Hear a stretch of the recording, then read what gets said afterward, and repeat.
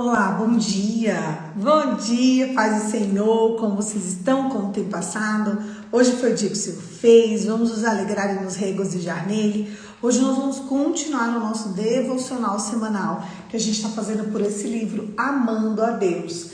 Vamos lá, vamos começar? Glória a Deus! Sejam muito bem-vindos ao nosso devocional. Vamos para a 15ª semana, a lei e os ofícios do filho. A paz, meu povo.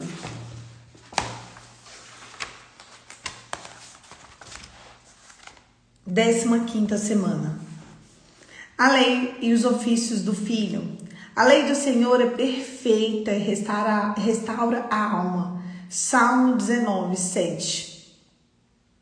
Jesus diz que quem o ama obedece os seus mandamentos. A teologia cristã identifica que a lei possui 3 divisões básicas: a lei moral, a lei cerimonial e a lei civil. Interessante que podemos fazer uma correspondência pedagógica não rígida da divisão tríplice da lei, com os 3 ofícios de Cristo expostos na meditação interior: profeta, sacerdote e rei. Perceba. Lei moral. A faceta que preceitos divinos dirigem ao homem integral, como adorador integrante da família e da sociedade. O decálogo é o resumo básico da lei. Em sua essência é eterno. Apesar de ter a sua redação contextualizada após a queda e aplicação específica na situação de Israel, não nos escapa da realidade essencial, onde teremos orientações para a espiritualidade e comportamentos que nos serão orientação segura para amar a Deus e por fazer a sua vontade. Cristo como profeta. O profeta revela a vontade de Deus ao povo, não raramente faz ameaças e promete bênçãos. Isso pode ser correspondência à lei moral, já que nele está contida a vontade de Deus, como o profeta deve advertir. Romanos 7, 12, 1, 1 Timóteo 1, do 8 ao 11. Demonstram que a lei moral faz o trabalho demonstrativo da nossa situação. A lei cerimonial se percebe nos trabalhos litúrgicos de Israel, naquilo que estava incluindo minuciosos serviços sacerdotais, que orientava a adoração a Deus e que ele exigia como símbolo sacrifícios, ofertas, cereais e dias sagrados. Tudo era estritamente calculado para que a adoração do Velho Testamento fosse adequada, incluindo também as leis dietéticas de alimentos puros e impuros. Cristo, como sacerdote, em sua igreja também estabeleceu as cerimônias simbólicas da nova dispensação. Enquanto as cerimônias do Velho Testamento eram sobras da realidade que viriam, os símbolos da dispensação da graça são símbolos da realidade espiritual invisível, como pregação da palavra, batismo, santa ceia, que são elementos cerimoniais da nova aliança. A lei civil. Como nação, Israel precisava de leis coercitivas para manter a ordem visível, coibir abusos, evitar anarquias, organizar o povo, socorrer necessitados e proteger de doenças que dizimariam a existência da nação. Tais leis eram punições, pois as infrações eram consideradas como crime, não apenas como a ordem moral, mas cerimonial também. O livro do Levíticos, dentre outras porções no Pentateuco, está repleto de leis que podem ser classificadas como civil, incluindo leis sanitárias. Cristo, como rei, a seu povo, também estabeleceu as leis, incluindo disciplina na igreja. Uma ordem de presbíteros para sua regência, diáconos para cuidado, regras claras diretamente das escrituras e normas indiretas, extraída dos princípios da lei moral, para que a sua igreja proteja e seja protegida por elas. Além disso, ele mesmo executará no fim a punição sobre os que são seus súditos. Glória a Deus. A lei do Senhor é perfeita e restaura a alma. Engraçado, né? A gente lê um texto como esse e a gente pensa: ai, os crentes não vão ter problema nenhum na vida. Os crentes não vão ter situações diversas nenhuma. Não, gente, a gente é o que mais vai ter.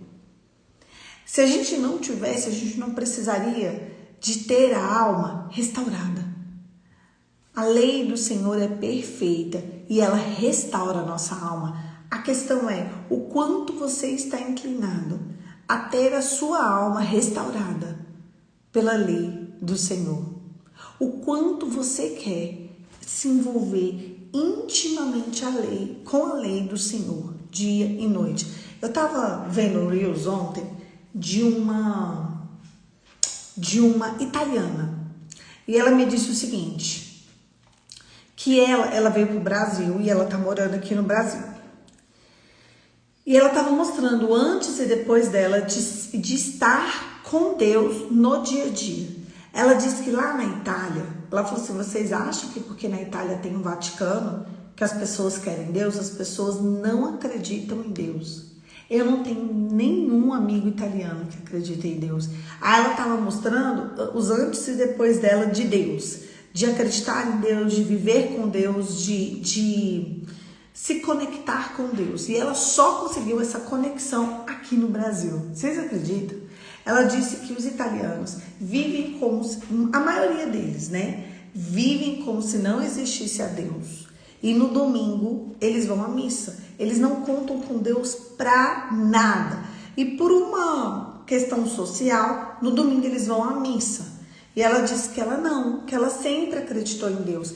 E viver aquele contexto estava matando ela. E ela até mostrou até o físico dela, assim, antes e depois de estar com Deus todos os dias. Ela mostrou, coisa que a gente faz aqui, gente, parece besteira. Mas isso tirou ela da depressão. Colocar um louvor na hora da academia. Isso que a gente faz todo dia. Colocar um louvor para lavar louça. Ler um salmo. Ela estava colocando esse paralelo, né? O quanto ela teve uma vida diferente, o quanto ela mudou só de estar em contato com cânticos de adoração e a palavra, todos os dias.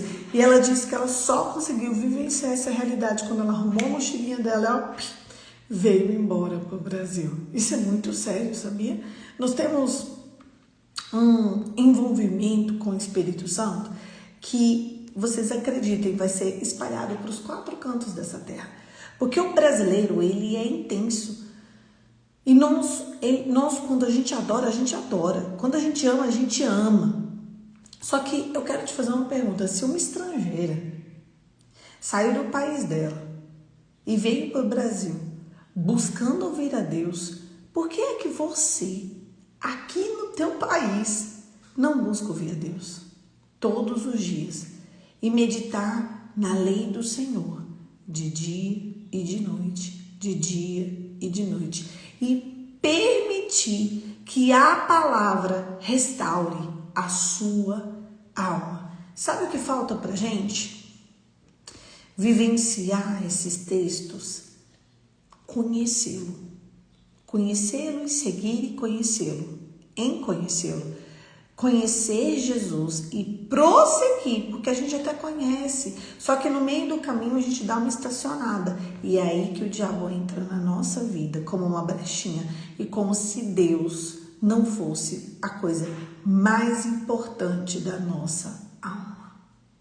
Não tem como uma alma ser satisfeita se ela estiver em descompasso, desconecta da Trindade. Não tem como. Sabe por quê? Que muitas vezes a gente fica opressa, a gente fica deprimido. Claro, gente, que a depressão tem vários fatores, inclusive hormonais, tá? Muitas vezes a pessoa está extremamente deprimida e são todas as vitaminas baixas, Todos os hormônios baixos, não tem como a pessoa ser feliz, é impossível. Mas tirando assim essa questão hormonal ou uma situação que aconteça de um evento traumático, que também tem as suas situações, mas existem depressões que elas só estão ali porque você e eu estamos em descompasso com a Trindade. Então, esse devocional é um convite e é para que você queira conhecê-lo e prosseguir em conhecê-lo todos os dias, todos os dias, todos os dias. A palavra, ela é tão clara e a palavra, ela é tão forte e a palavra, ela é tão eficaz que quando a gente conhece o Senhor, a gente é convidada a conhecê-lo e prosseguir em conhecê-lo todos os dias, todos os dias. E é interessante que todos os dias que você viver na terra não serão satisfeitos, porque o Senhor, ele é como um rio de águas vivas que fluem do nosso interior, de dentro para fora, até transbordar, ele jorra. Você chega numa fonte e essa fonte, ela para, não, uma fonte, a ideia é que a fonte jorre o tempo todo. E assim é a palavra do Senhor. Cuide-se para que você consiga meditar na lei do Senhor de dia e de noite, de dia e de noite, de dia e de noite. Feche seus olhos e vamos orar. Pai, em nome de Jesus, nos ensine a nos aproximar mais de Ti. O ser humano, se ele tentar buscar a Deus da forma dele, nem funciona. Senhor, nos ensine a Te buscar da Sua forma, da Sua maneira. Nessa manhã, nós queremos nos entregar a Ti, nos entregar em espírito e em verdade. Nos revele, Senhor, os segredos que há no Seu coração para nós, os Seus propósitos, os Seus caminhos. Não nos permita viver desconexa, em descompasso do Pai, do Filho e do Espírito Santo. Envia os Teus anjos a nosso respeito para nos guardar, nos livrar e nos proteger de todo mal. Em nome de Jesus. Amém. Amém? Deixa eu contar aqui para vocês. Aos domingos fazemos um jejum. Então, de líquido, bebemos só água com gás e água de coco. De comida, sua dieta é normal. Mas fazemos uma oferta. Onde ofertar? Onde você quiser. De que forma? Da maneira que você quiser.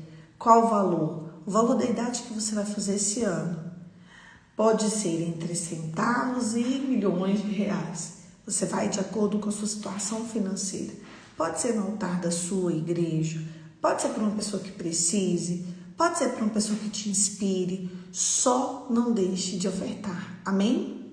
Então é isso. Se você quiser ofertar e me avisar que ofertou para eu orar por você, eu oro por você, tá bom? Mas também não é uma regra.